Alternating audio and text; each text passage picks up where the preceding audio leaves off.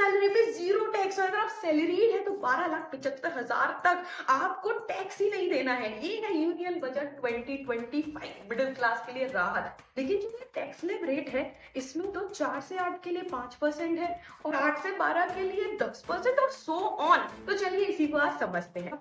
Basically क्या होता है, अगर आप पुराना प्रीवियस बजट देखोगे तो उसमें भी आपको टैक्स स्लैब मिल जाएगी। स्लैब का मतलब क्या है, आप किस इनकम कैटेगरी में आपको रखा गया है, ठीक है। जैसे अप टू 3 है, अब अप टू 4 इनकम कैटेगरी हो गई जिनको टैक्स ही नहीं देना है, ठीक है। अब यहाँ पे 3 to 7 है, क्या 5% देना है, यहाँ पे 4 से 8 को 5% देना है। तो ये है क्या, तो जब आप इस स्लैब के अंदर आते हो तो क्या हो जाता है, तो सरकार आपको एक रिडक्शन भी देती है कि एटलीस्ट थोड़ा तो बचे। तो क्या पहले 25,000 तक दिया जाता है, तो क्या अगर 25,000 तक आपका टैक्स बन रहा है तो छूट मिल जाएगी। अब वो 75,000 कर दिया गया है।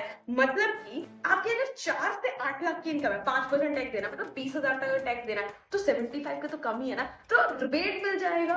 8 से 12 के बीच में है तो भी कम है तो रिबेट मिल जाएगा। और अगर 12 से 12.75 तक आता है तो टोटल में इन सबका करूँ ना तो कितना टैक्स देना है, 71,250।